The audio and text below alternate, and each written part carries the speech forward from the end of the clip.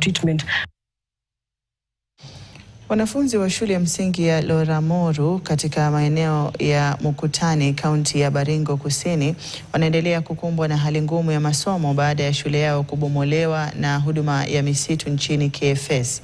Mzozo unaoendelea kati ya KFS na jamii kuhusu umiliki wa ardhi ya msitu umewacha wanafunzi wakisoma chini ya miti, huku wakazi wakitoa wito wa serikali kuingilia kati. Catherine Muraget anaripoti. Chini ya jua kali na anga wazi, masomo yanaendelea, lakini kwa tahadhari kubwa. Huu ndio uhalisia wa wanafunzi wa shule ya msingi ya Loramoru hapa Mukutani. Madarasa sasa ni vivuli vya miti, vitabu vikiwa mapajani, na masomo yakikatizwa mara kwa mara na hali mbaya ya hewa. Dhahiri kwamba fahali wawili wanapopigana nyasi humia.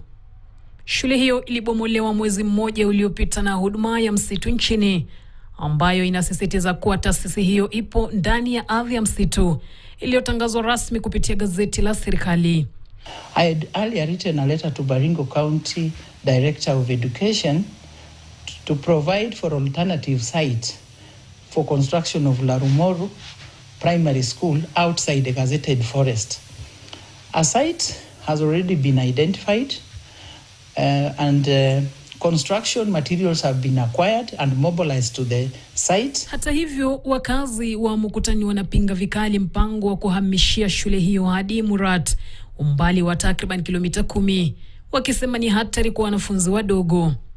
Wanatarajia kuchengea shule waita Loramoru ni zaidi ya kilomita 10 kutoka hapa. Na hii shule wanafunzi ni wale wa kuanzia PP1 mpaka grade 3. Ni watoto wa miaka kuanzia 4 mpaka 7, 8.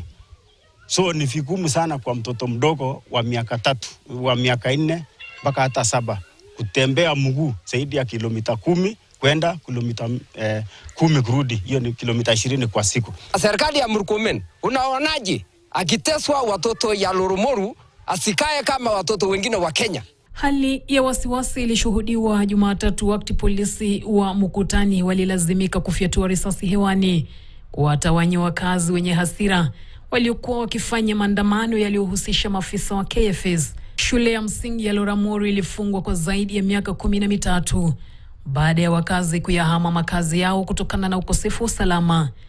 Mwaka 2016, eneo hilo ilitangazwa rasmi kwa msitu.